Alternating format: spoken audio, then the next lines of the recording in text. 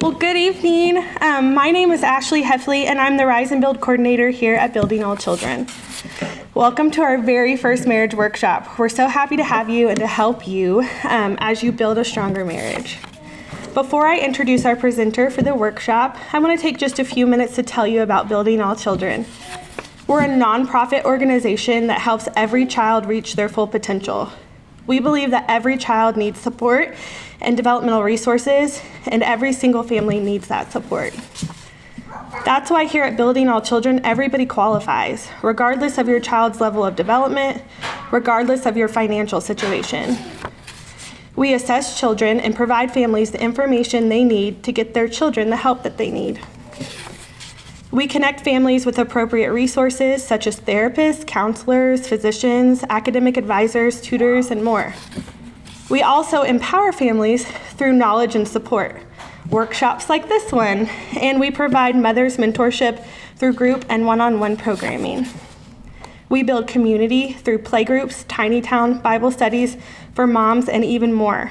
To find out more about Building All Children or to donate, we invite you to visit buildingallchildren.org. We would love for you to become a part of the BAC community. I'd now like to pray over us and then welcome Scott Johnson to the stage.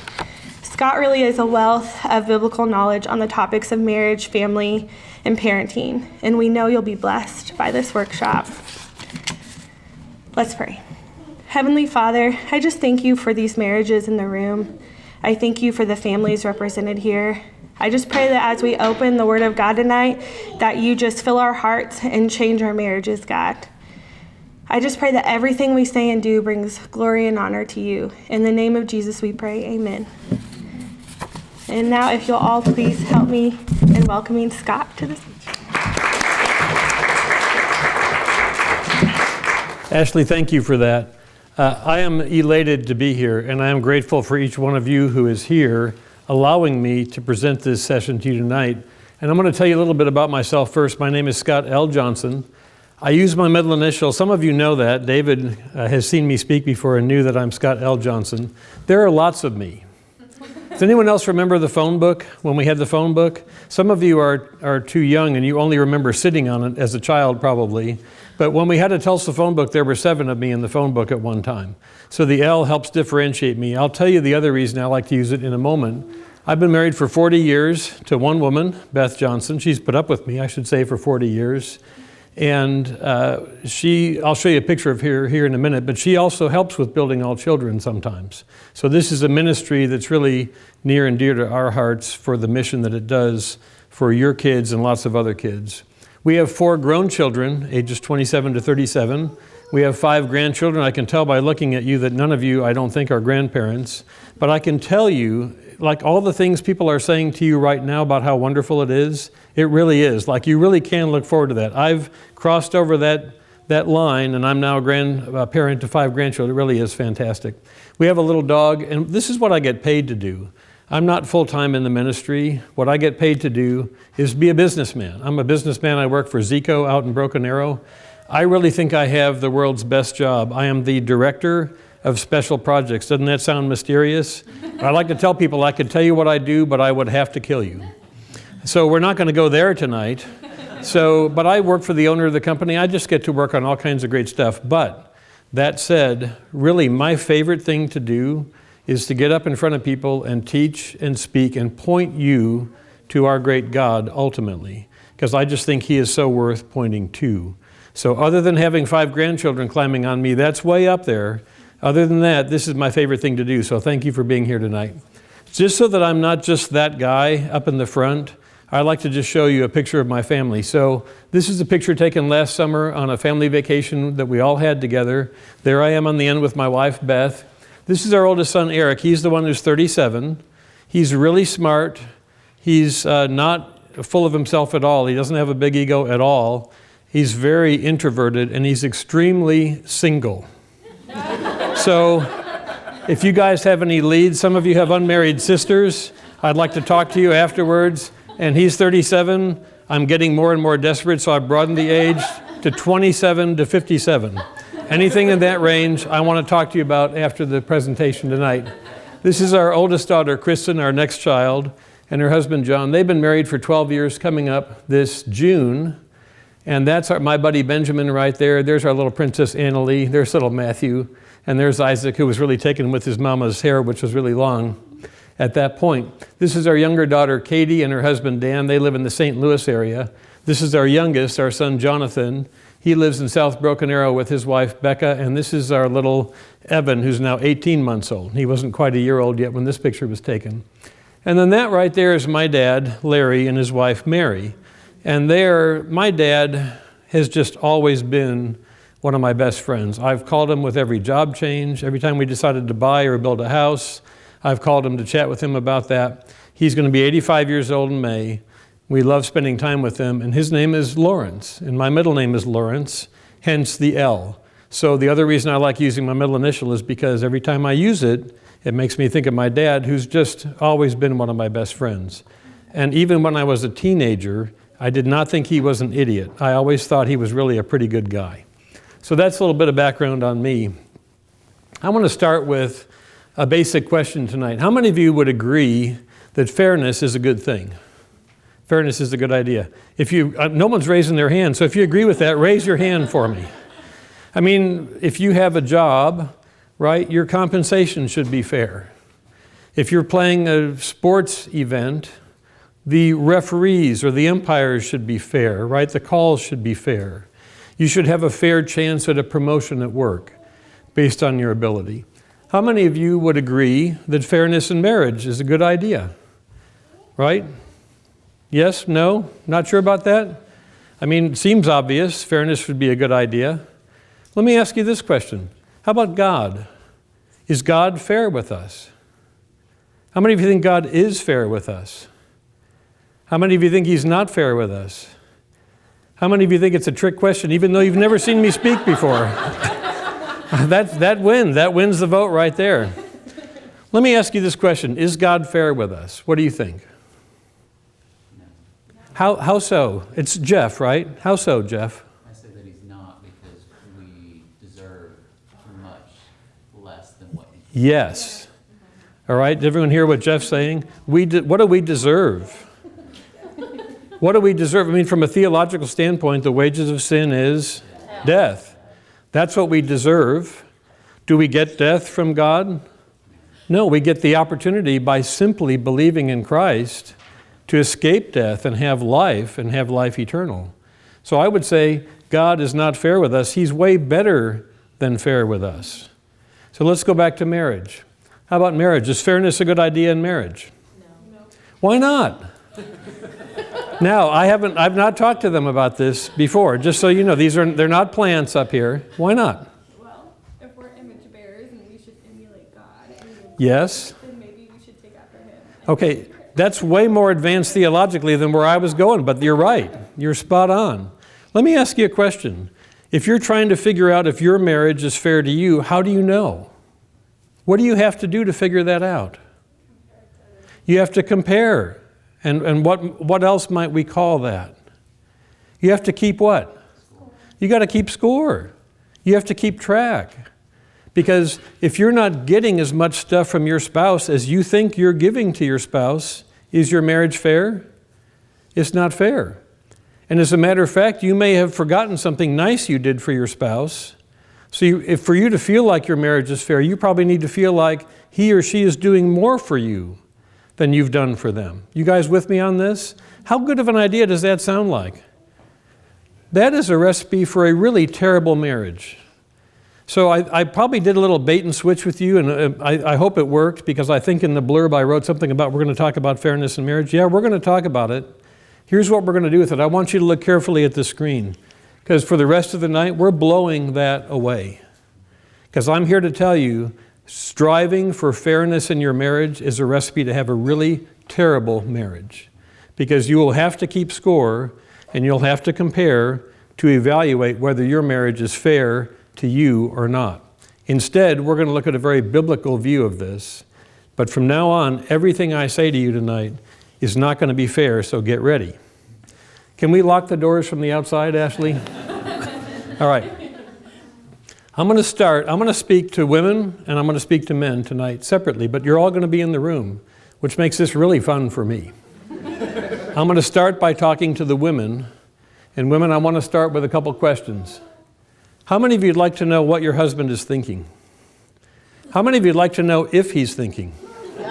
Is he thinking anything? Let's start there. And if we think he's thinking something, then maybe we could talk about what he might be thinking. So if you'd like to know what he's thinking, I'm going to tell you. I want to tell you tonight what your husband's thinking. How many of you wish you had, what was that? What's for dinner? Sometimes. We're going to go slightly deeper than that, but we don't go much deeper than that, so we're going to go a little deeper than that, but not much. How many of you wish you had more influence over your husband? How many of you would like to have more influence? I mean, be honest. You don't have to look at your husband right now, just look at me. How many of you would like to have more influence over your husband? Sure you would, if you could. How many of you would be willing to try things that are not fair to you if you thought you could have a better marriage? How many of you would be willing to try to go overboard in being not fair to you and being more than fair to your husband? I'm just talking to the women right now. If you thought in doing that you could have a better marriage, how many of you would be with me on that? I want to see your hands. You don't have to raise your hand, but if you're in on that, I want you to raise your hand. Because I'm going to tell you tonight, you can have a better marriage if you're willing to do that. Even if your husband doesn't pay any attention to anything I tell him, and I'll beat him over the head if he doesn't, let me take care of that. But you can have a better marriage just by doing the stuff I'm going to tell you about. Guys, I hope you enjoy this first part because your part's coming, right? We're going to get about halfway through this, and your part's coming. I want to add this to this.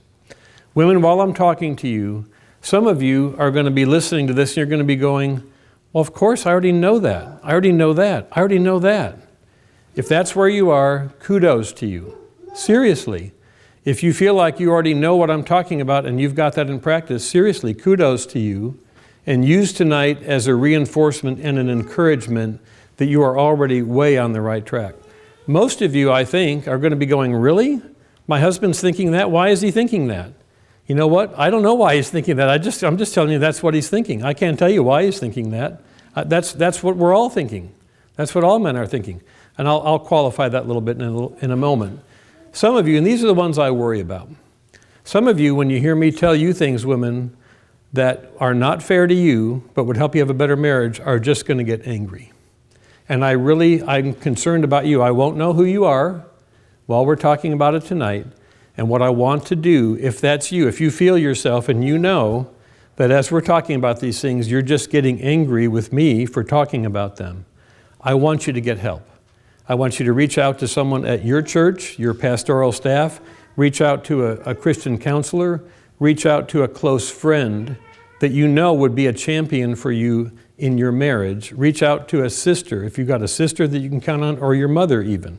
Someone that you feel you can confide in and share. But if you're in the angry category, as we go through this tonight, don't do this on your own, okay? With that, let's proceed forward. I want you women, I want you to turn to your husband. I want you, husbands, look at your wives. I want you to turn to each other. I want you to look longingly into your husband's face for just a moment. I know this is really awkward for some of you, but just do it. Because for the next 20 or 30 minutes, I'm going to be speaking for that guy. Now, you guys that don't have your husbands here, I want you to close your eyes for a moment. Just imagine your husband. Imagine your husband's face. And imagine your husband's face back there. So for the next little bit, I'm going to be speaking for that guy. Look back up at me. From now on, if I say something that sounds really bad, I want you to get me in trouble, not your husband. But I'm speaking now for your husband. I'm going to tell you the best I can what your husband is thinking a good part of the time. So turn to your sheets of paper. I'll explain the boxes and the numbers and all that stuff later on. But we're just going to read through this, and I'm going to show you some scriptures. First, we're going to take, ladies, an unashamedly one-sided look at a man's view of the world. Remember, this is not going to be fair. This is extremely one-sided, and I'm going to tell you what your husband is thinking. My list for your husbands will be a lot different, and we're going to get to that in 20 or 30 minutes. But this is what you, wives, need to know about your husbands. Every man is different. Every man is different. Not all of your husbands will agree with all these statements. You're going to have homework at the end to find out the answer to that question. You didn't know that or you wouldn't have come, would you? Each man is different, but your husband probably agrees with 80 to 90% of these statements. I don't know which 80%, but your husband probably agrees with most of the statements we're going to go through in this next little bit. Number one, Ladies, your husband needs to be respected, and he loves to be admired. Tell him he is your hero and mean it. He knows if you don't mean it. Tell him he's your hero and mean it, often and in various ways. He smashed a bug. You are my hero. He came home from work with a paycheck. You are my hero. He did some project that you've been waiting on him to do, or maybe not waiting on him to do. Maybe he just did a project he wanted to do. You are my hero. Tell him that oftentimes, in many various ways. If you don't, he'll be hoping that somebody else does. I'm not defending anything that your husbands might do. I'm telling you how they think. And if he doesn't hear from you that he is your hero, he will be waiting and hoping to hear that from somebody else. And that's not where you want him waiting and hoping. Let's look at this particular Bible verse on this point. Ephesians 5:21 through 24, and then 33b. Submit to one another out of reverence for Christ. Wives, submit yourselves to your own husbands as you do to the Lord. For the husband is the head of the wife, as Christ is the head of the church, his body, of which he is the Savior. Now as the church submits to Christ, so also wives should submit to their husbands in everything. This is respect. This is what we're talking about, is respect. And Paul knew what he was talking about. We're going to look at what Paul tells husbands too in this same passage. Paul knew what he was talking about. Men need to be respected, and they long to be admired. So the more you can do that, the better off you're going to be in your marriage. Are you with me on this? I'm telling you to do this for you, not for your husband. I'm telling you to do this for your marriage. That's my goal tonight. We're going to finish it off with that 33b. The wife must respect her husband. This is Paul writing to wives in Ephesians. Point number 2. Your husband remembers when it seemed like he was the most important thing to you. This would be before kids. And he often wishes he still was. Your husband often wishes he was still the most important thing to you. And he was once upon a time. And he remembers it. Save some energy and fun for him, and don't be frumpy. Now, I'm going to define frumpy in a moment. I know that could be a very controversial word. I'm going to define that. And that there's no back door, so I have nowhere to run. So I'm going to have to define it. Let your husband know that he is number one in the overall picture. You've got kids, you've got homework, you've got neighbors, you've got whatever the mom's association is. Your husband needs to know that he still has the number one place in your heart. He needs to know that he's up there even when you don't really have time for him. He needs to know you're still number one. Proverbs 5:18 and 19. May your fountain be blessed. This is Solomon writing. And he's writing to his son, may your fountain be blessed, and may you rejoice in the wife of your youth, a loving doe, a graceful deer. May her breasts satisfy you always. May you ever be intoxicated with her love. That's the verse I'm going to use for that. Now, number 3, frumpy. I told you I'd come back and define frumpy. This is Webster's definition of frumpy. Dowdy or drab. Frumpy means when your husband comes home, you're always in gray sweatpants and sweatshirt. That's what that means. Dowdy, drab, such as dressed in an unattractive way or of clothing not attractive, having an old, dull, unflattering, or untidy appearance. That's frumpy. Sometimes those are the really comfortable clothes, aren't they? So that's what you want to wear. You don't have to be dolled up for him 7 nights a week, but 2 or 3 nights a week when he walks in the door, pretend you're dating him. You did this when you were dating. This is the thing I love about everything I'm going to tell you. Everything I'm going to tell you, ladies, tonight, you did all of this when you were dating. Because you know what? If you didn't, you wouldn't have had that massive, beautiful hunk of man whose eyes you looked into just a few minutes ago. He wouldn't be sitting with you tonight if you hadn't done all this stuff when you were dating. You know how to do already everything I'm going to tell you tonight. Everything. Okay, point number 3. Closely related to the previous item. Be his girl. Be his girl. Men are visual, and your husband cannot help that. I'm not defending anything. I'm telling you how it is. I'm telling you how God has wired your husband. We are visual. That is how we are made by God. I don't know why. Sometimes I wish I did. Your husband can't help that. Keep yourself feminine, fun, and flirty with him, and it will go a tremendously long way toward helping him to keep his hands and his eyes to himself. Again, no excuses. You did all this when you were dating. I know every one of you did this when you were dating. You had to have, or you wouldn't be sitting there with that gorgeous guy right now. I'm going to show you the same verse for this, but this is a different version of the verse. The last one was the NIV, I think. I use the NIV most of the time. This is a new translation that's in the works. It's the SLJ translation. Has anyone ever heard of this? You guys are catching on here. This guy is really slow on his translation. I think there's only 3 verses total in this version so far, and these are 2 of the verses. This is what Solomon, ladies, would have written to you. If he was writing this verse to you instead of to his son, this is what he would have said. May your husband's fountain be blessed. May he rejoice in you, the wife of his youth. A loving doe, a graceful deer, may your breast satisfy him always. May he ever be intoxicated with your love. This is what Solomon would have written if he had written the verse to you instead of to his son. So, be his girl. Be his girl. Number 4, sex is important to your husband. Anyone noticed this yet? Anyone figured this out? Sex is really important to your husband. He loves it when you are engaged, responsive, and connected to him sexually. He probably feels the most connected with you during and for some period of time after making love. That could be a day, it could be 3 days, it varies. It varies by guy. But I'm telling you, he probably feels the most connected. 90% of your husbands feel the most connected with you during and for a little period of time, and little can be in days, after making love. That really makes them feel close to you. I need to say something else, and I need to just be very frank with you here for a moment. Ladies, so let me just say this. Your husband does not want you to just lay there. He doesn't want you to just lay there and accommodate him. Sometimes that's all you have to give, and I'm going to talk to your husbands about that in a few minutes, but right now I'm talking to you. He doesn't want you to just lay there. He wants you to engage and respond to him sexually. Any guy worth his salt wants to bring you pleasure in the sexual relationship. And when you're not interested in that, time after time after time, that's a real downer for a guy.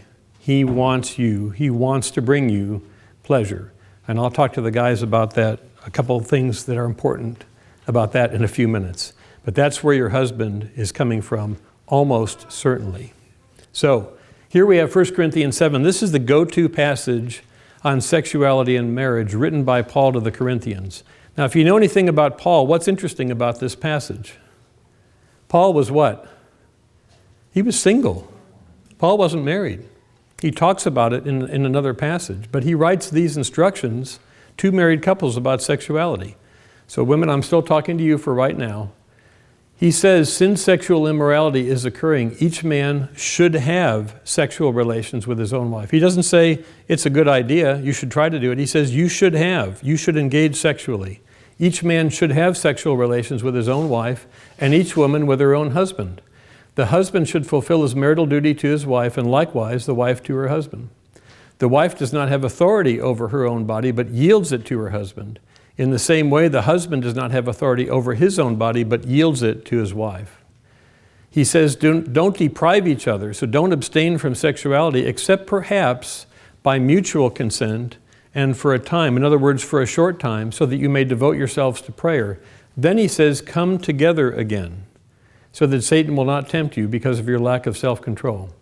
Now, guys, I know you're all over this verse. This is not for you to cut out and tape on the refrigerator. I'm speaking to your wives for the moment, okay?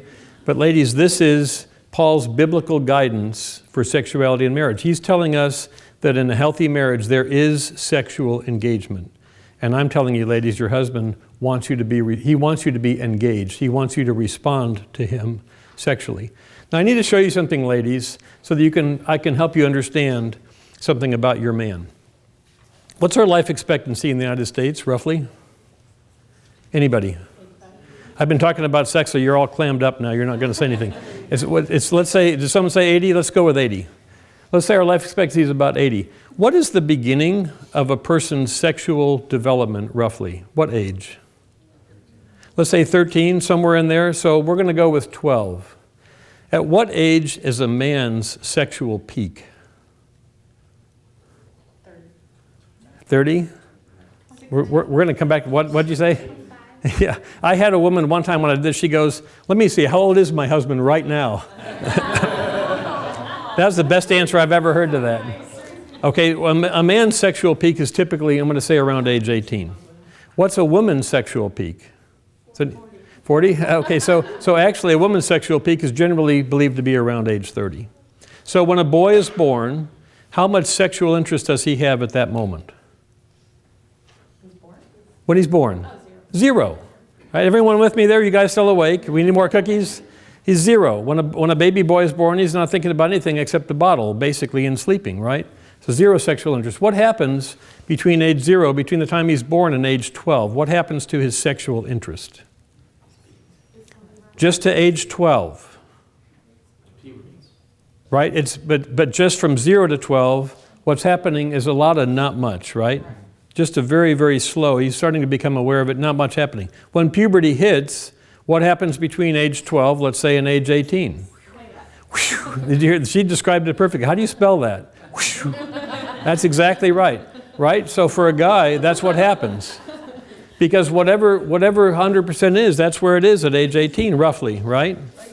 Okay, what happens between age 18 for a guy and age 30? Basically, right? Nothing. What happens after age 30 for a guy? You know, I taught this one time to a group of young moms. It was just moms in there. And a couple of the moms were like, does it decrease? Like, they sounded so hopeful. And I'm like, I'm really sorry to be the person to tell you this, but no, it doesn't. Now, I'm going to show you 2 different graphs up here for the men. So this is the men, right? We're going to start with this one. We're going to label that ability. Okay? And if you guys don't know what I'm talking about, you will. Okay? And if you women aren't sure what I'm talking about, you will, and your husbands will too. That's ability. Let's put a second graph on here that's interest. What do you think happens to the interest line? Nothing. That's exactly right. Until what? Until he dies. And then, okay. Women, you have nothing to look forward to. That's, we are going to die trying. We're going to die trying. That's how we are. Okay, so we're going to die trying. So that's the men's graph. And really, as funny as this is, there's just so much truth to this. Because we're never going to not be interested in this. I mean, literally, like, your men are going to subscribe to 80% of these points. Almost all of them are going to subscribe to this point, the sexual engagement point. Now, let's look at the women here for a second. How much interest does a baby girl have when she's born? None. What happens between there and puberty, age 12 or so? The same sort of thing, right? Something similar to that. What happens between there and age 18? There are some sort of sexually charged young women out there now, and I think we encountered that more than when I was a high schooler, but basically not a tremendous amount. And do we think that women's sex drive is generally as high as men's sex drive? Generally not, right? So what happens between 18 and 30? So let me show you this. This is really important. And for just a moment, I'm going to ask you guys something. Guys, how many of you were traveling on your wife's 30th birthday? Anybody out of town? Because this is what happens. It's only one day. So we're stuck with this, and your wife, if you were gone that day, I don't know what to tell you. You missed it. You missed it. And then, it's the same sort of thing, right? She's rocking along, and then she's done. That's it. Okay. I love joking about that. You know why? Because we are scared spitless to talk about sex. And if I can get you laughing about it, at least you've engaged with me on the topic. Even if you haven't said the word sex, you've engaged with me on the topic. So the fact is, it probably looks something more like this, right? But the women's sex drive is not going to ever be typically as high as the man's. There are exceptions to that, and I'm aware of a couple. If there's anyone in this room that's an exception, I don't want to know. Don't tell me that. But this is more typical. Wives, you need to understand that's your husband. That really is his interest graph. No matter what his ability graph looks like over a period of time, that's his interest graph. That's where he's at. So you need to understand that, and that is our number 4. Number 5, Your husband has a strong desire. I would even say it's a built-in instinct from God. He has a strong desire to provide for his family and to provide well. Your husband may think that money and stuff are the most important part of that, and he does not want to risk you and the kids going without anything that's, quote, important, unquote. Now, I want to show you something. Years and years ago, we had the 4 kids. My son was in Oklahoma City. My wife had gone to pick him up and was on her way home. And we had a swimming pool in the backyard and had a trampoline-type cover, like a loop lock cover. And so the other 3 kids were there, and the oldest was probably 12, and the others were younger than that. And I took all the loop lock things off, and when you take a loop lock cover off, it drops into the pool, and what happens to it? It gets really heavy. So it dropped in the pool. I've got these 3 kids, 12 and under, helping me lug this thing out of the pool. We got it out of the pool, put it in the side yard to dry off, and I've got the brush, right? And there's gunk in the pool and dust and all the stuff that gets in there all during the winter months. So I've got the brush for the pool, and I'm standing on the side in the first spot, and I take the brush like you do with the pool, and I push it down, and I bend down, and I push it all the way to the center, and then I come back up. And you scoot over, about 18 inches, and you do this. You just keep doing that all the way around the pool. It takes 20 minutes or something. And I'm kicking up all this dust and stuff. About the 3rd time I went down, I'm squatting down, and it's really hard for me to do this now. A few years ago, I went to Africa, and I fell, and I banged up both ankles and both feet. And ever since then, I cannot squat very well. But I want to show you what happened. So I'm squatting, not kneeling like this, but I'm squatting on the patio with the brush down, and my back decided it was done. I'd pulled the cover off with the kids' help. I'd done like 3 of these brushes. I went down, and I couldn't stand up. I had tremendous pain in the small of my back. I literally couldn't stand up. There's 3 kids scratching their heads, not sure what to do because Dad can't stand up, like they've never seen that before. My wife's not there, and there's no other really adult around to help me out with this. I gradually became aware of 2 things. Number 1, I had to go to the bathroom, right? Because when you can't go to the bathroom, that's when you become aware that you really need to go 10 times as bad when you can't go. The second thing was it was gray, and I was starting to feel a few raindrops. I didn't really know if it was going to rain a whole bunch or not too much. So here's my question. I'm asking this to the ladies.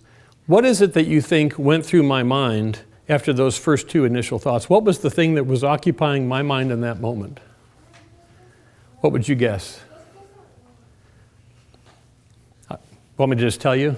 You have a guess, I can tell.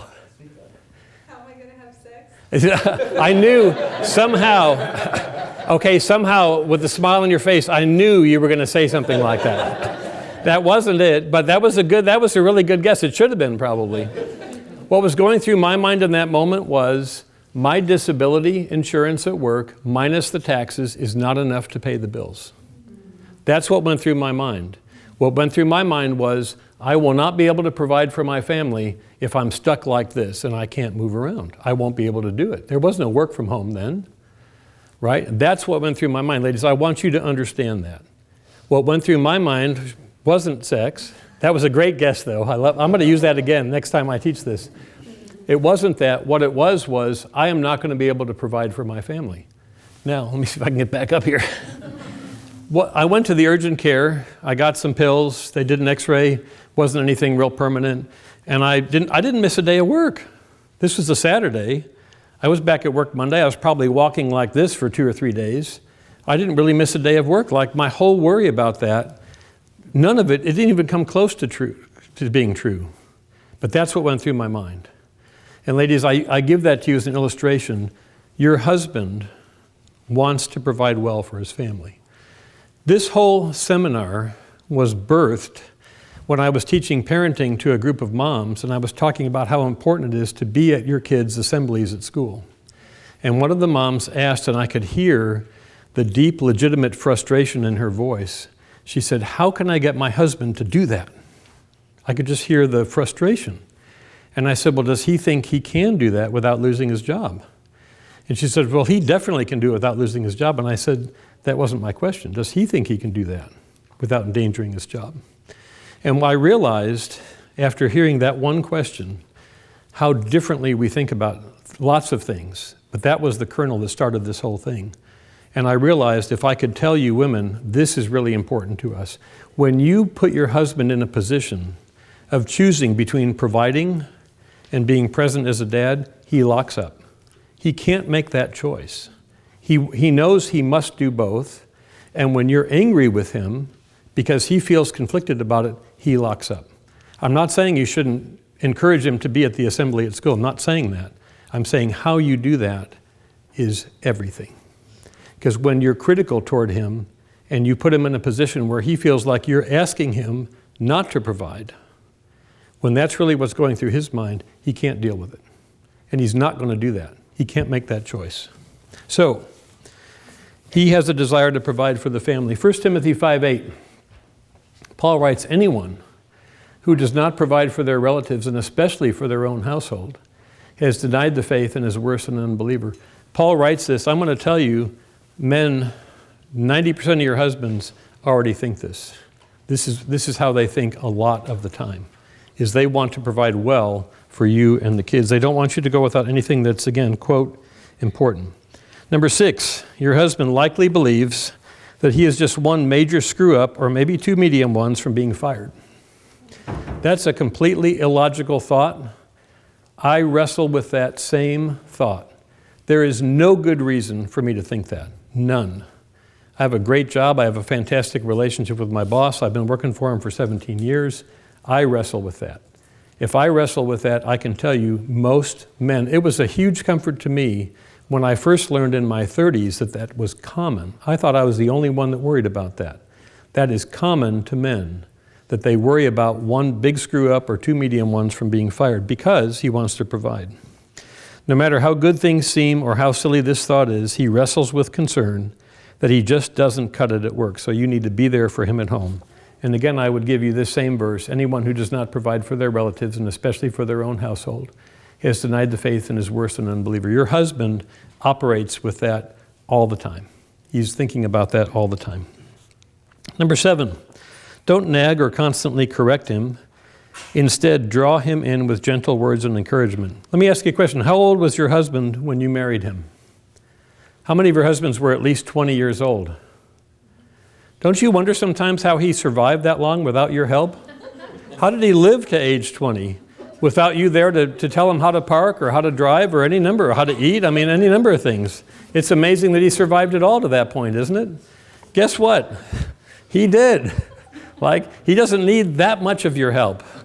Believe me, we need your help. Don't get me wrong. We need your help, but we may not need as much of your help on everything as you think that we need. So don't nag or constantly correct him. Amazingly, your husband managed to survive all those years without you. Ladies, you are God's very best gift to your husband. So by all means, provide your insight positively, lovingly, encouragingly, and invitingly, but draw him in. Don't try to shove him along or beat or berate him into submission. And I'm going to show you a couple of verses here. Proverbs 21:9, better to live on a corner of the roof than share a house with a quarrelsome wife. I did this class one time for a community group at Asbury, and a lady, I just love it when people do stuff like this. A lady reached her hand up and she said, I don't think that's in my Bible. She had a big smile on her face. I said, well, okay, let's look at Proverbs 25. It's identical. 4 chapters later, Solomon writes the exact same thing again. Better to live on a corner of the roof than share a house with a quarrelsome wife. Do you think Solomon knew something about wives?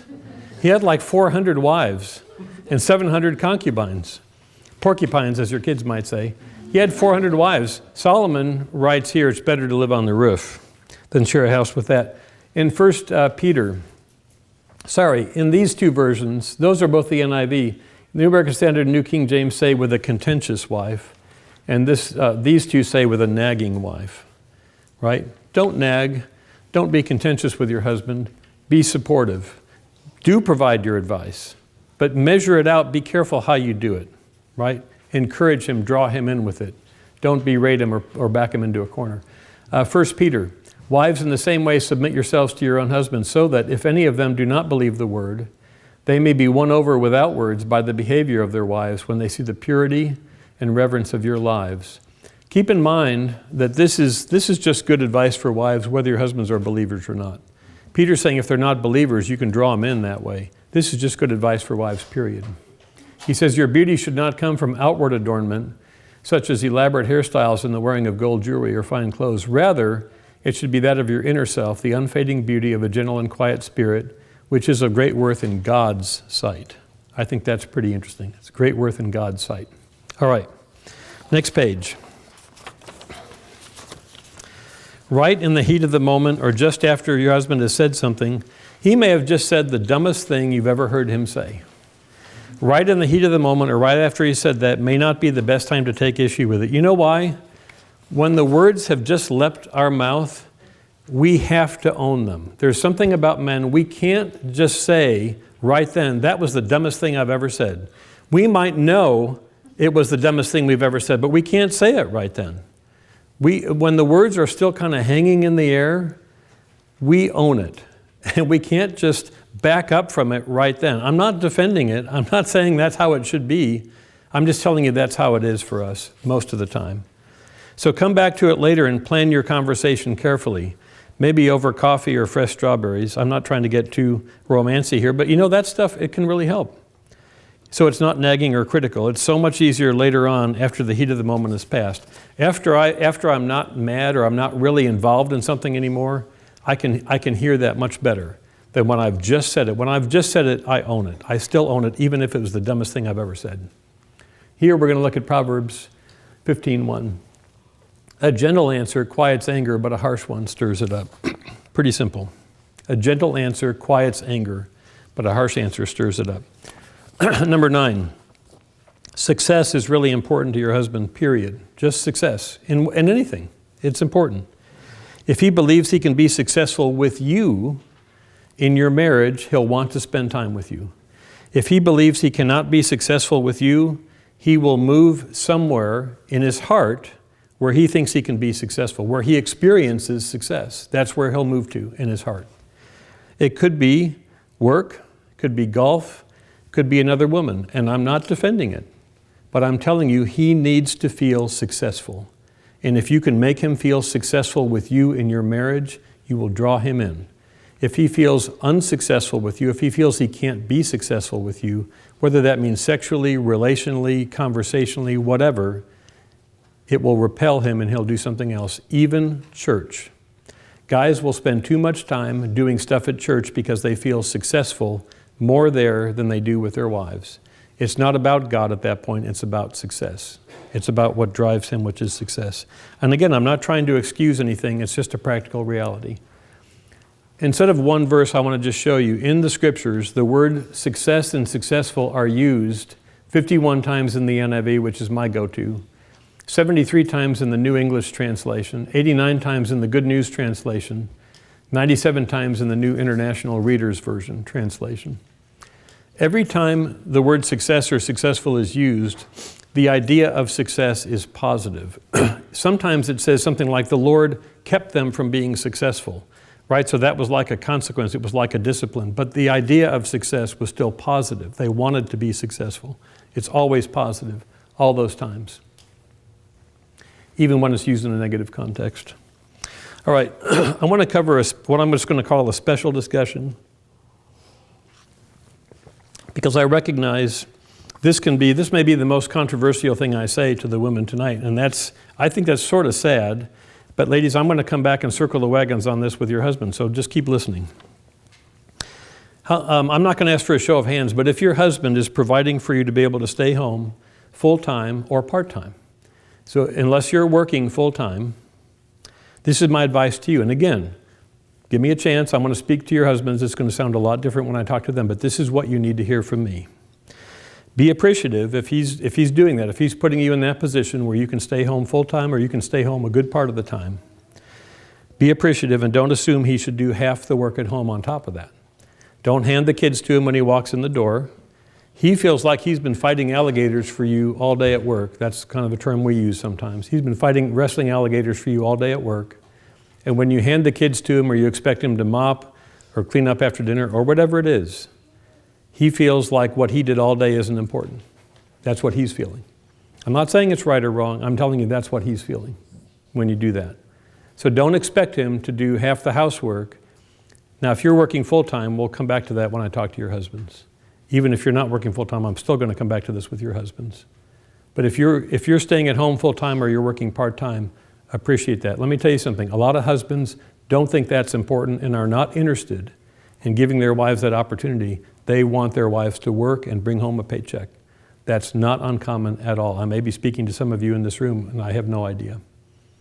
If you're able to not do that, be appreciative of that. You've dealt with baby talk all day. Yep, that's right. He's been fighting alligators at work for you and your family. Presuming otherwise tends to demean what he's doing for you. So that's our special discussion. I want to go here to the top 5 answers. And these are, if you look at the bottom, there's a book there on the left called For Men Only. These are 3 books that I would recommend. They're all a little bit dated, but these are all really good books. And the name of the book and the author is listed there at the left. For Women Only is a book by Shaunti Feldhan that covers a lot of this same ground. I could put this outline together from my experience, from my own experience, and from what I know about men. Writing the one that I'm going to give you, husbands, that was hard. I'll get to that here in a minute. But this was very second nature to me.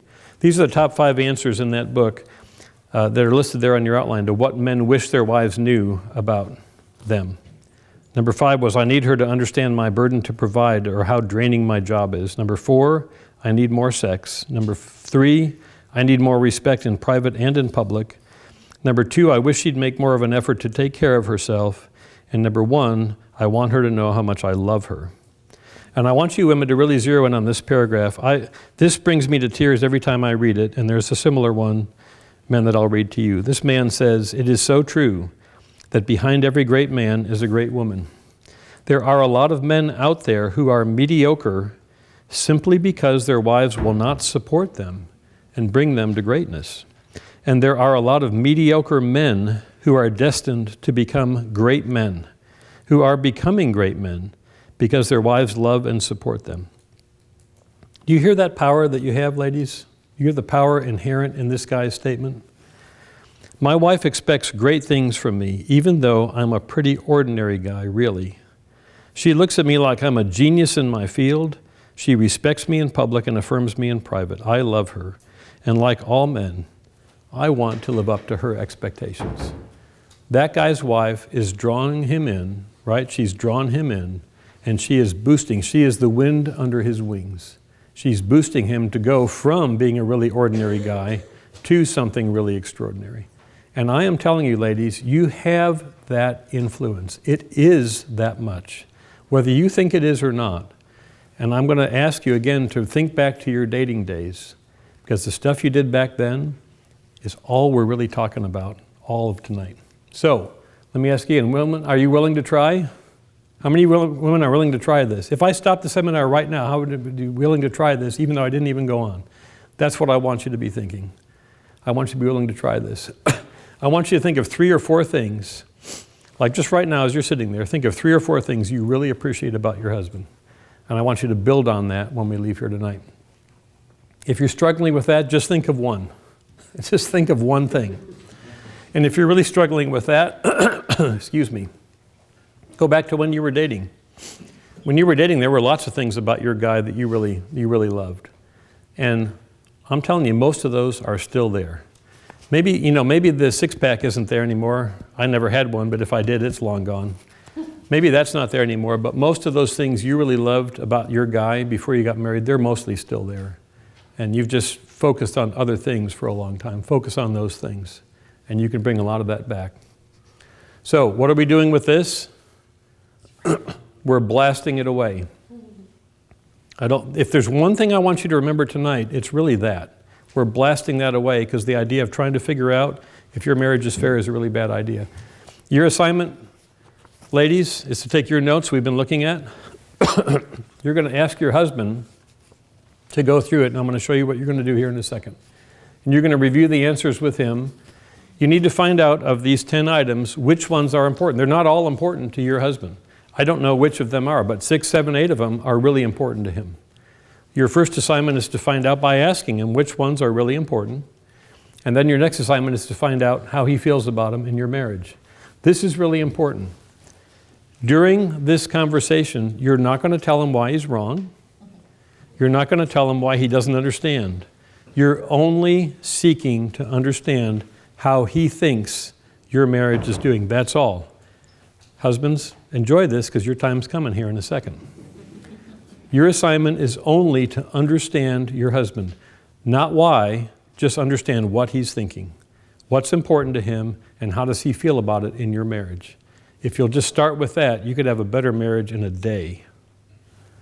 Now, again, you're going to seek only to understand. Husbands, this is what you're going to do. And wives, you're going to do this on your own sheet. But husbands, your wife's going to give you this sheet.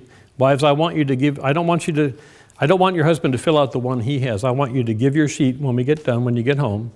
You're going to tear that W sheet off, give it to your husband and say, please fill this out. I want you to ask him to fill it out. I want to know what's important to you and how you feel it's going in our marriage. This is what you're going to do. Guys, you're going to circle the ones that are important to you.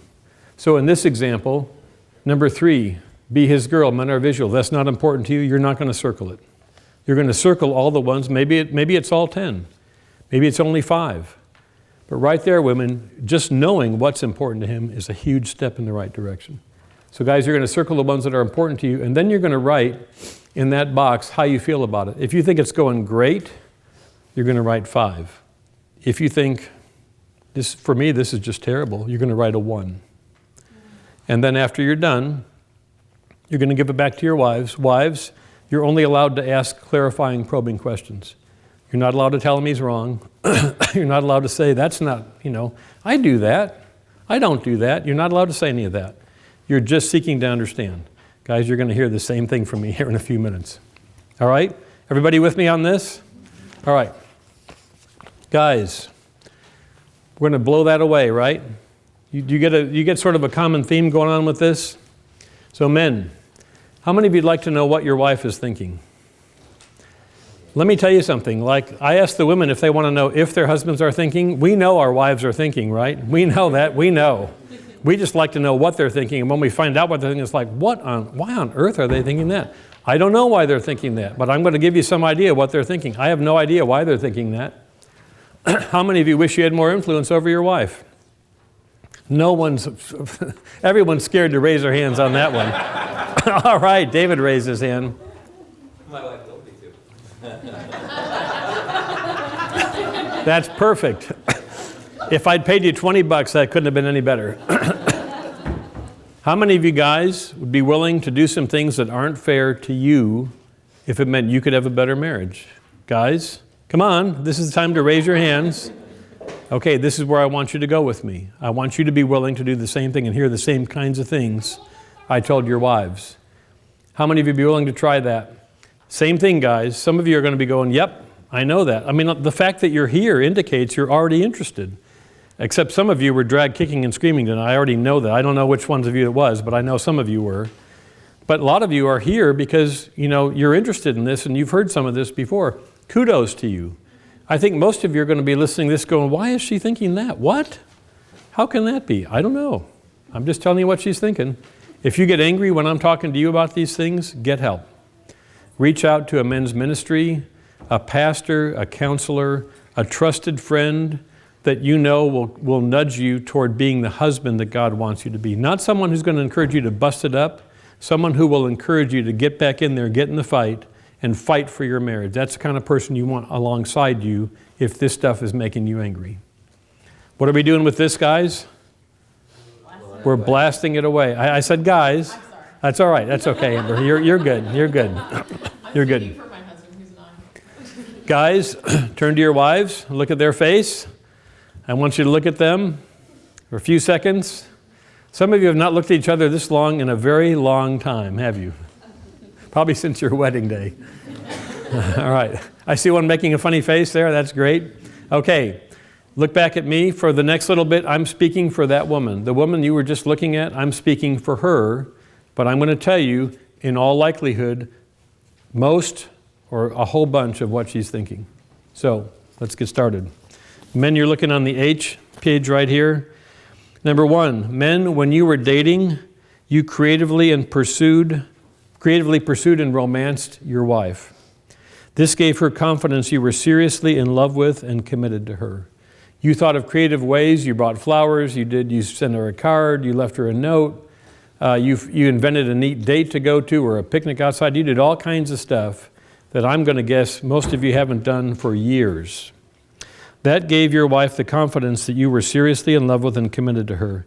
Most of you stopped pursuing her not long after you were married, and as a result, even though, guys, you don't understand this, I don't either, your wife worries regularly about whether you love and are committed to her.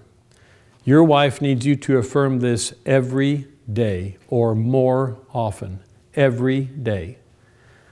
You know how, guys, I told your wives that we worry about getting fired by our employer? Your wife worries about getting fired by you. She worries about that. A vast majority of wives worry about that. You should assume that your wife does and tell her over and over again that you love her. Period. No excuses. Luke 6:45. A good man brings good things out of the good stored up in his heart. We tend to say what we're rolling around in our soul, in our mind. What we're thinking about tends to be what ultimately comes out of our mouth. If you love your wife, tell her that. Even if you don't feel it, love is a commitment. It's not a feeling, ultimately. It is a commitment. I'll tell you one thing. My wife and I aren't married for 40 years because we have great feelings for each other for 40 years in a row. That's not how you get to 40 years. You get there because you're resolved to continue even when it doesn't feel good to continue. So you tell your wife you love her even when you don't feel like it all the time. But think about the good things about her, roll them around in your mind and let them come out of your mouth. An evil man brings evil things out of the evil stored up in his heart, for the mouth speaks what the heart is full of. And then 1 John 3:18. Dear children, let us not love with words or speech, but with actions and truth. Your wife needs you to demonstrate that. It's great. It's a start to tell her you love her often, several times a day, at least every day. But leave her a card, mail her a card. Who does that anymore? Mail her a card in the mail where she gets the mail in, and there's a card from you that tells her how much you love her and what you think of her, or something you think was really cool about her. Be specific. Put some thought into it. Plan a getaway. Arrange babysitting with the in-laws or with some friends who will watch your kids and surprise your wife. Now, there are wives that do not want to be surprised. So if you know your wife is like that, then don't do that. I mean, you can plan it and tell her about it. Tell her you're going to plan a getaway for the two of you in a couple of weeks. Love her in actions and truth, not just in words. Number 2, when you were dating, you were intently interested in everything she had to say. Knowing you are interested enough to listen to her, without interruptions like your smartphone or laptop or sports on TV, will go a long way. She wants to be heard. She wants to be heard. I heard a podcast today, I'm pretty sure it was Gary Chapman, was talking about when your wife is talking, whatever you're doing, put it down and look at her. I needed to hear that advice. Let me tell you something, guys. I don't stand up here as the guy who has this whipped. One of the huge values of teaching this is I need to hear it every time I teach it. Look at her. I need to be intentional and deliberate in doing that. When she's talking to me, I need to put the phone down. I'm in the middle of an email or a text that's probably work-related. I need to put it down and look at her and give her my full attention. I can be terrible at that. So I'm talking to myself here too. James 1:19 and 20. This 2-verse passage, I think, is the most practical life application verse in all of the scriptures. James 1:19 and 20. Take note of this. Everyone should be quick to listen, slow to speak, and slow to become angry, because human anger does not produce the righteousness that God desires. Quick to, say it like you mean it. Quick to, listen. Slow to, and slow to. What do we normally do? When something sets us off, what do we do first? We get mad. And then what do? We start talking. How much listening are we doing? About 0. James is an in-your-face book. And he's not going to let us get away with that. Quick to listen, slow to speak, and slow to become angry. I want to emphasize the green one here. Your wife wants to be listened to. She wants to be heard. Number 3, this is a terrific struggle for me. Your wife does not need you to fix the problem yet. She doesn't need you to fix. She doesn't want you to fix the problem. We want to fix the problem. Like something happened with the car today and the repair shop did this and that. I'm going to call them I'm going to send them an email right now. That doesn't help her. That's not what she's asking you to do. In fact, what you don't understand, and I don't either, is her feelings are the problem. Her feelings are what she needs to be understood. She doesn't want you to fix the problem. She doesn't want you to call someone and chew them out. She wants you to understand her. That's the problem. She so wants to be understood. She may want your help with the problem after she's told you about it. In all likelihood, she'll say, oh no, I don't need you to do anything. I just wanted to tell you about it. I just wanted to share that with you. I need you to understand me, is what she's saying to you. That is the problem. And it's okay to ask later. It's okay to ask, would you like me to call him? You want me to email him? But that's not what she's saying when she first brings it up. 1 Peter 3:7. This comes after the one I just read to your wives about the beauty of a gentle, unfading spirit and all that. You husbands, in the same way, live with your wives in an understanding way, as with someone weaker, since she's a woman, and show her honor as a fellow heir of the grace of life, so that your prayers will not be hindered. Live with your wives in an understanding way. She wants to be understood. Your wife wants to be known by you and accepted. And part of that is just understanding what's on her mind, what's bugging her. She just wants you to understand it. She doesn't want you to jump into it. She just wants you to hear her out and understand it. Number 4, guys, this is so easy. You are never more attractive to her than when you help with the house. You don't have to get dressed up. Make the bed, load or unload the dishwasher, get your clothes into the hamper, run the washer, fold the clean clothes, or heaven forbid, clean the toilet. You know what, guys? You're getting sexier by the second. If your wife works full-time or close, your sharing the housework is nowhere near optional. But here's what I'm going to tell you. If your wife stays at home and you work full-time, pitch in. Does that sound different than what I told your wives a little while ago? It is. You know why? Because I'm not about fairness. Do you guys get the picture of kind of what I'm trying to do here? I don't want you to meet somewhere in the center. As a matter of fact, let's take a look at this, because I've been searching for this for a long time. Where is this verse found? Jesus said unto them, verily, I say unto you, meet me halfway, and I also shall meet you halfway. I know it's in there. I can quote, it's right there, but where is it? Where do you guys think it is? It's not there. Unfortunately, I'm pretty sure hey, it worked. Did you hear that? You guys know where that sound comes from? That is this is a Family Feud buzzer. You're really, really close. I want you to hear that again. That's what that gets. You know what? This whole thing, right, that is a lie about how to have a good marriage right there. That's a lie.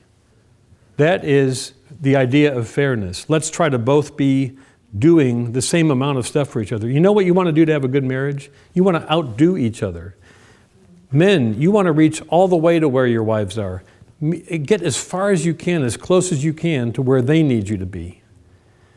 Women, you need to get as far as you can to where your husbands are. It's not about meeting in the middle in some uncomfortable intersection where you're just barely connected. It's about going completely all the way across, reaching completely across to the other person. So guys, if you work full time, you get home, load the dishwasher, clean up the dishes after dinner. Do you understand what I'm saying? It's completely different than what I said to your wives. Do you understand why I'm saying that? Because I don't care what I said to your wives. I'm talking to you now. If you want to have a good marriage, that's the stuff you're going to do. I don't care what I told your wife 30 minutes ago. That's not helpful to you. What's helpful to you is you pitch in and do the stuff that she would find helpful, because that's how you're going to have a good marriage, and that's when you're going to get sexier by the second. Right there is doing all that kind of stuff. Number 5. She appreciates you taking the kids and giving her a break. I told your wife not to hand the kids off to you when you get home. Take the kids when you get home, right? I told her, don't hand the kids off to him when he gets home. I'm telling you, take the kids when you get home. Let me tell you something. When I was a young dad and I had 4 little kids, I would get home from work. I would just lay down on my back on the living room floor. That's all I had to do. I didn't have to really do anything. They just climb all over me. It was great. I miss those days. Now I got 4 grandkids that'll do that. I love it. It hurts more, but I love it. That's all you have to do. I mean, just hang with them. right? So women, maybe your husband needs a little time to decompress. Don't hand him the kids. Guys, no time to decompress. You walk in the door and take the kids. She's had them all day. You guys with me? Do you understand why I'm speaking out of both sides of my mouth? Because I want to push you way past halfway. This is not about going halfway. This is about going way past halfway. Do I do this?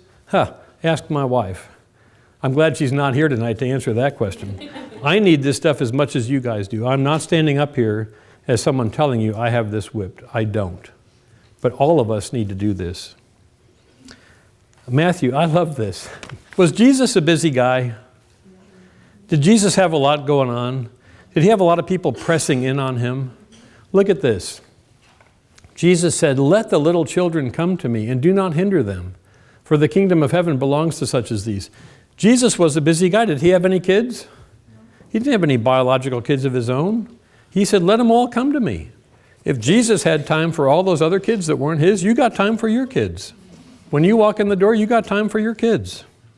All right. Number 6, your wife has learned that A, you are visual, and B, she cannot measure up to the images that you see and that we all see. She needs to know, guys, that you find her attractive and beautiful inside and out, and that you only have eyes for her. I'm going to show you something fascinating. Solomon wrote this book, The Song of Solomon. It's really a book about sexuality. It's all in allegory. It's not explicit. It's all in symbols. But in the book, different people talk. The woman talks, the man talks, God talks. Here the woman is talking. So this woman is the apple of the man's eye. She's the woman who's speaking here in chapter 1, 5, and 6. She says, "Dark am I, yet lovely, daughters of Jerusalem, dark like the tents of Kedar, like the 10 curtains of Solomon." She says, "Dark am I." In our culture, a bronzed woman at the beach is attractive, right? You guys with me?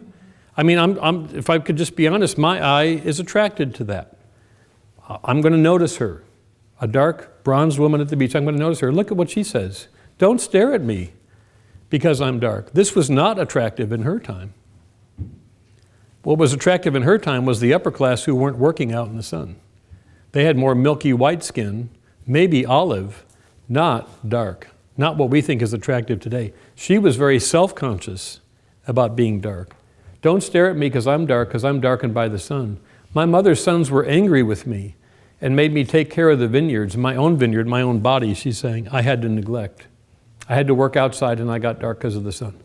This woman, several thousand years ago, is concerned about her body image. Your wife is concerned about her body image, and she knows she doesn't measure up to all the images you see on billboards, TV, the internet, magazine covers, you name it. She needs to know that you only have eyes for her. Job chapter 31, Job says, "I made a covenant with my eyes not to look lustfully at a young woman." All right.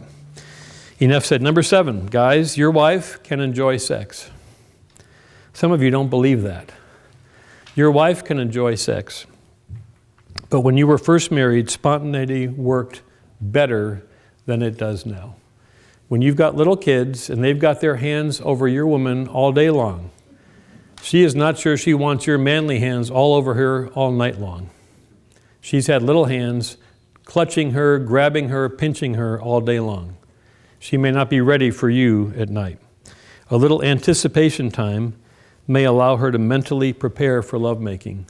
It's okay in most of our cases to say to your wife, "Honey, could we make love tomorrow night? Could we make love Saturday morning? Could we take a nap Sunday afternoon?" That's okay, whatever works for you and your kids and your family schedule. It's okay to give her a little time to anticipate it. And guys, I need to tell you a couple things here about sex. Number 1, what is your goal in sexuality? What do you think it is? What should it be? No one's going to answer that, right? I'm hoping you all know the answer to this question. The sexual relationship is about bringing pleasure to who? Your partner. Guys, your goal in making love should be to bring pleasure to your wife. Now, I have my limits on what I'm willing to say up here, so I'm going to use the euphemism, which is to take someone to the mountaintop. Okay, you guys all with me on that? Can we just go with that? Guys, your goal in sexuality should be to take your wife to the mountaintop. Normally, men, that is going to work much better for her if you take her to the mountaintop first. Some of you already know this, but I don't want to assume that. You have to hold back, and I know that's not so easy. You have to hold back. You have to hold back and get your wife to where she goes to the mountaintop first. After she goes to the mountaintop, you can go ahead and rush up there because you got your racing shoes on and you're ready to run up there and hit the mountaintop. Let's just go with that. There are times that your wife doesn't want to go to the mountaintop, but she's willing to take you to the mountaintop. Anyone have this image in their mind? Like even when I was a kid, I remember this comic strip of the Boy Scout. Like the old thing was they were going to walk the little old lady across the street, right? But sometimes the Boy Scout was dragging her. Like she didn't want to go across the street. He's dragging her across the street. You don't have to drag your wife to the mountaintop. If she really just doesn't want to go to the mountaintop that time, it's okay. Be thankful that she's willing to accommodate you. I've already spoken to her that you want her to be responsive and engaged with her. I'm talking to you now. If she is willing to accommodate you, but she doesn't want to go to the mountaintop this time, that's okay. You be thankful for what she's willing to do for you. But if she wants to go to the mountaintop, you're going to have to take your time. You're going to have to explore, be gentle, all that kind of stuff, and you're going to wait. You have to wait. You have to hold back. This takes practice, and that's really great. That practice is really great, right? You have to hold back and bring her to the mountaintop first, then you can go. Number 2 is hygiene. If you change the oil in the car, you mowed the lawn, you smell like gasoline, oil, and grass clippings. You poured chlorine in the pool, so you smell like bleach. Those are not a turn-on for your wife. Clean yourself up. Some of your wives may want you to shave before you make love. It doesn't matter that you shaved this morning. She may want you to shave tonight. You may need to take a shower. You may need to, if you went and played racquetball or something like that, you're not attractive. I mean, you need to clean yourself up. Don't think that that doesn't matter to your wife. It does. She's much more interested in the emotional attachment, but that stuff can be a real turn off. So get yourself cleaned up a little bit. I want to show you this again from Paul on this topic. Since sexual immorality is occurring, each man should have sexual relations with his own wife and each woman with her own husband. The husband should fulfill his marital duty to his wife and likewise the wife to her husband. You remember this from before. Let me just go on because I think this is interesting. Paul writes in 1 Corinthians 7:3, guys, I want you to see this. He says the husband should fulfill his marital duty to his wife. That is bringing her to the mountaintop. That is what he's talking about. And likewise, the wife to her husband. Paul was not married. I do not think it's a mistake that he says first. He doesn't say the husband should do this first, but he puts it first in the sentence. The husband should fulfill his marital duty to his wife, and likewise the wife to her husband. I don't think that's a mistake. I think Paul knew what he was writing about right there, even though he wasn't married. All right, next page. Is it uncomfortable enough in here for you guys now? We crossed that bridge? Okay. Number 8, in her mind, in your wife's mind, everything, including making love, is connected to everything else. It is all connected. Without your affirmation, it's hard for her to make sex more than a duty. If you want her to be responsive, you have to be doing these other things we talked about. You have to build her up. You have to tell her you love her. You have to tell her what you like about her. You have to send her notes or cards or take her on a date or plan a weekend getaway. She needs all of that. That is all part of the picture. It's all part of the relational picture for her to be interested in engaging and being responsive in sexuality. Without that, despite her best intentions, she's going to be unlikely to be able to be the responsive woman that you want her to be. And this here, your wife is so different from you. God said, let us make mankind in our image, in our likeness. So God created mankind in his own image. In the image of God, he created them male and female. Why is that? Because neither one of us completely reflects the image of God. It takes male and female. We aren't anywhere near the same. We are very, very different. Genesis 2:18. The Lord God said, it is not good for the man to be alone. I will make a helper who is just right for him. Whether you think so or not, guys, your wife is just right for you. She is just what you need, whether you think so or not. And she's imperfect, just like you are, but she's just what you need to complete you. Number 9, your wife needs physical touch just for her without leading to sex. You likely used to do this more, and now your not-so-hidden agenda is not as inconspicuous as you think. You start holding hands with her, and you never do that. You put your arm around her. She knows. She knows you got something on her mind. It's fine for you to have something on your mind. You just can't only hold her hand when you got something on your mind. You need to be doing those same things all the time. Do you think they're not on to us? Like, my wife is on to me. Your wife is on to you. They know. She needs that physical touch without the expectation of sexuality, just for her, a good part of the time. Again, I'm just going to say, live with your wives in an understanding way. If you don't believe me on this, ask your wife, which you're going to do anyway, because you're going to ask her to fill this out. Number 10, it's true, ladies, that financial security and provision it's true, men, that financial security and provision are important to your wife, and sloth, laziness is a real turnoff. But your relationship is far more important. Even more than financial security, she needs to know that you are and will be there for her and for your kids. And the vast majority of our wives, if you are really unhappy in your job and you come home despondent, despairing, angry every day, the vast majority of our wives would take less income for more of you and a better mood on your part when you come home from a job that you really don't like. They will trade. They're not going to trade living on the street, but they'll trade a little less of a house, a little less of a car, for you being more present and happier and more with them and the family when you get home from work. Ephesians. Husbands, love your wives just as Christ loved the church and gave himself up for her. In this same way, husbands ought to love their wives as their own bodies. He who loves his wife loves himself. You need to be there for your wife. Christ wasn't absent. He wasn't preoccupied. Don't you have the sense that when Jesus talked to anyone, he looked into their soul? They knew he was talking to them. And this is what the scripture, this is what Paul's telling us. Be like Christ, guys, to your wife. Be like Christ to her. And last, inside your woman is a little girl. I know this is hard to imagine. Inside every one of your wives is a little girl who wants to be beautiful, desirable, loved, and known by her man. She wants to twirl around and have you tell her how beautiful she is. Hopefully her man was initially her daddy, although sadly this is not true for many of our wives. Now it's you, period. Be there for your wife in this way. Make sure she knows she's beautiful, desirable, loved, and known. All that's really important. Ephesians 5:25 again. Husbands, love your wives just as Christ loved the church. There's two words up here that really define this verse. What are the two words that are really, really important here? They're not obvious, and I'll just show you what they are for the sake of time. Just as. That leaves it doesn't say sort of like, it doesn't say mostly like, it doesn't say be as close as you can. It says just as Christ loved the church. That means we'd do anything for our wives. And guys, our discussion can't be called complete without acknowledging that way too many men dabble with pornography or make it a regular habit. This is crushing for a wife, exacerbating many of the previous issues and the complexity of it.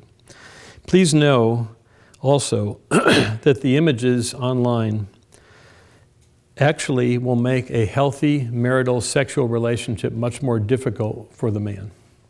Because in the middle of sex with a true woman, a flesh and blood woman, your wife, you cannot completely get rid of those images, and your mind is switching back and forth. And it can actually make sexual performance for you. It can make your ability to take your wife to the mountaintop, and even for you to go to the mountaintop, much more difficult.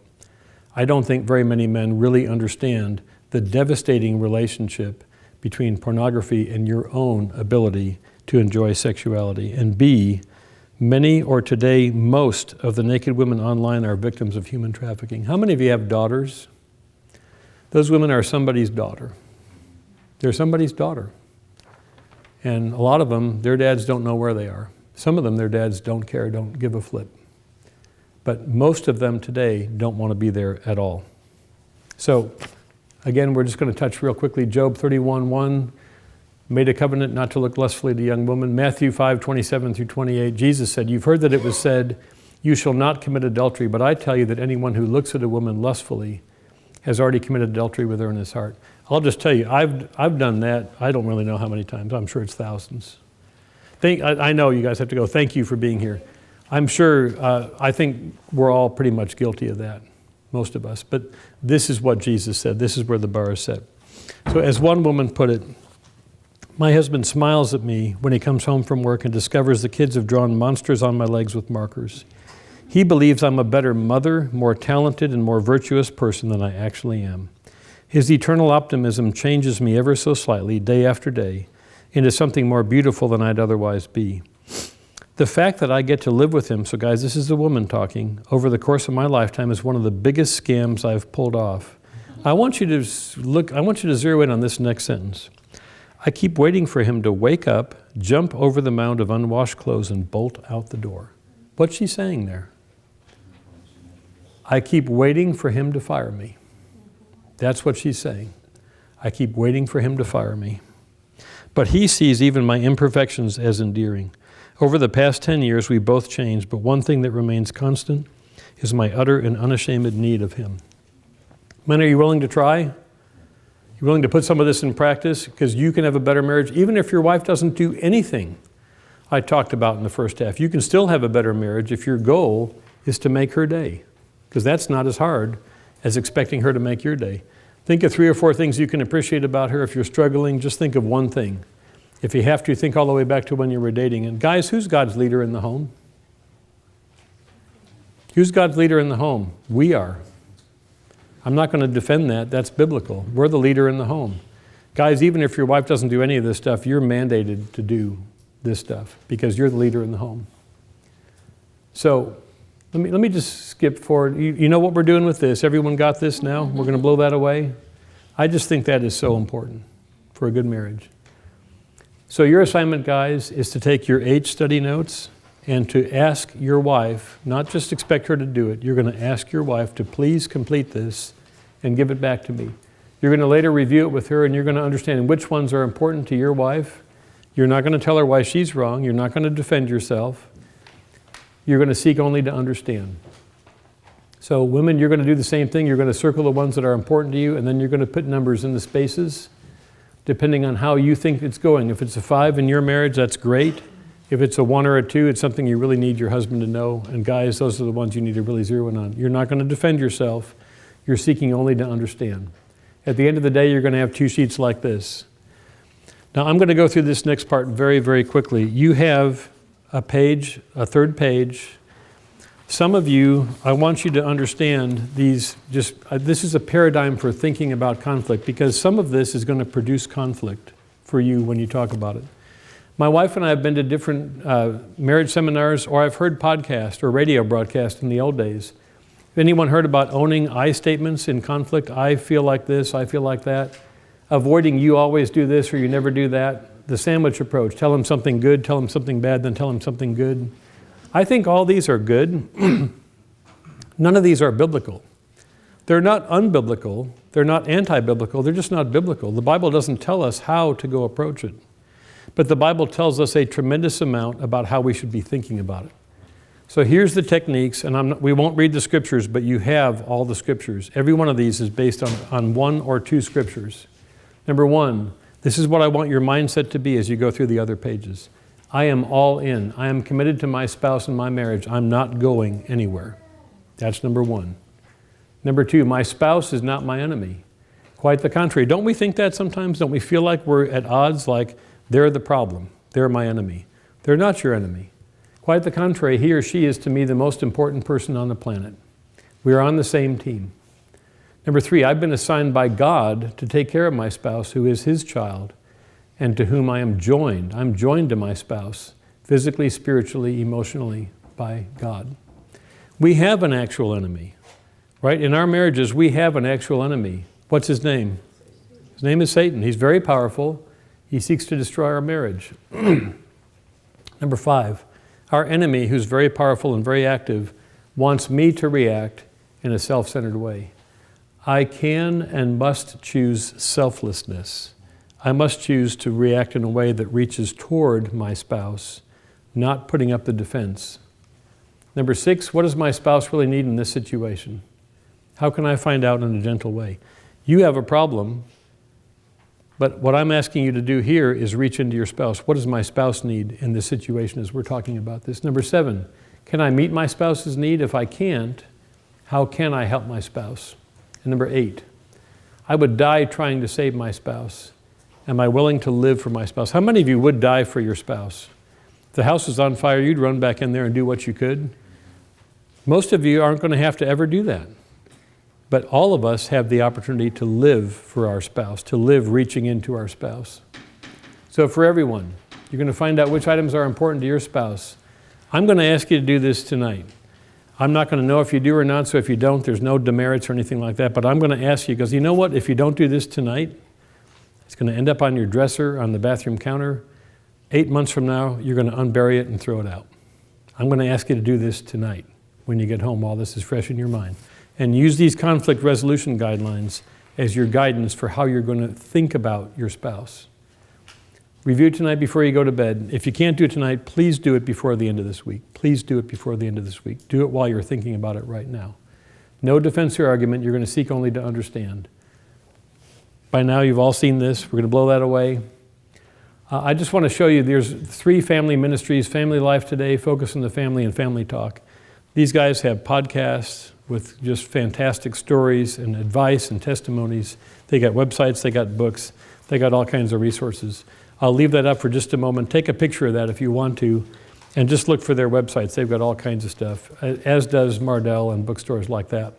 And let me just say a short prayer as we close. Heavenly Father, I'm just so thankful for every spouse in this room, every wife and every husband who made the commitment, whether their heart was in it or not, they showed up. And Father, I know when we show up, you're going to meet people, and I know you're going to meet the people here. You've already met them. You've already spoken to them in one way or another, through Scripture, through some point, through something their spouse nudged them about along the way. Thank you for that. I pray that it would not end at this moment. I pray that every one of these couples, every one of the folks that was here, will carry this home and integrate your principles into their marriages, because I know how much better they can be if we'll just do that. Jesus, thank you for everything you've done for us. I ask your blessing on these folks as we part company, and it's in your name. Amen. Thank you very much.